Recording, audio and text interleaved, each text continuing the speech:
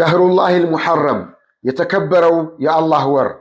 ብስምላህ አልሐምዱሊላህ ወሰላቱ ወሰላሙ ዓላ ረሱሊላህ። በሂጅራ አቆጣጠር 1448ኛው ዓመተ ሂጅራ ላይ እንገኛለን። ዛሬ የሙሐረም ወር አንድ ብሎ ጀምሯል። ይህ የሙሐረም ወር አላህ ስብሓነሁ ወተዓላ ዘንድ እጅግ የተከበረ ወር ነው። አላህ ስብሓነሁ ወተዓላ በቁርአን ውስጥ ኢነ ዒደተ ሹሁሪ ዒንደላሂ 12 ሸህራ የዓመቱ ወራቶች አላህ ዘንድ 12 ናቸው። ከነዚህ ውስጥ 4ቱ እጅግ የተከበሩ ናቸው ይላል። ከአራቱ አንዱ በሂጅራ አቆጣጠር የመጀመሪያ ወር የሆነው የሙሐረም ወር ነው።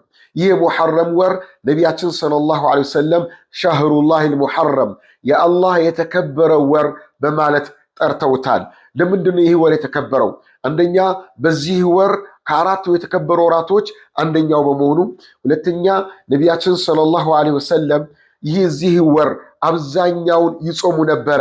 በሐዲሳቸውም እንዲህ ይላሉ፣ ከረመዳን ወር በኋላ መጾሙ በጣም በላጭ የሆነ ወር ቢኖር የአላህ ወር ተብሎ የሚጠራው የሙሐረም ወር ነው ይላሉ። እንዲሁም በዚህ ወር 10ኛውን ቀን መጾም ሶም የውም ዓሹራ የ10ኛውን ቀን መጾም የ1 ዓመት ወንጀልን ያሰርዛል ብለዋል።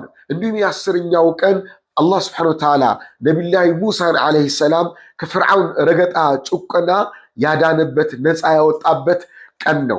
ስለዚህ ውድ ወንድሞች እህቶች፣ ይህን ወር አብዛኛውን በመጾም በተለይ 10ኛው ቀን በመጾም በማሳለፍ የዓመት ወንጀላችን ልናስምር ይገባል። ነቢያችን ሰለላሁ ዐለይሂ ወሰለም 10ኛው ቀን ጾሙ ብሎ ሲያዙ ሰሓቦች ጥያቄ ጠይቋቸው፣ ይሁዳዎችም እኮ 10ኛውን ቀን ይጾማሉ፣ ከእነሱ ጋር መመሳሰል የለብንም አይደል ሲሏቸው፣ አላህ ዕድሜ ከሰጠኝና ቀጣይ ዓመት ከኖርኩኝ 9ኛውንም ቀን እጾማለሁ ብለው አሉ።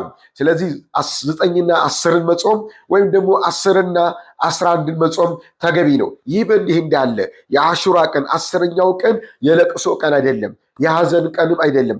የትኛውም ለየት ያለ ዒባዳ የሚደረግበት ዕለት አይደለም ከጾም ባሻገር።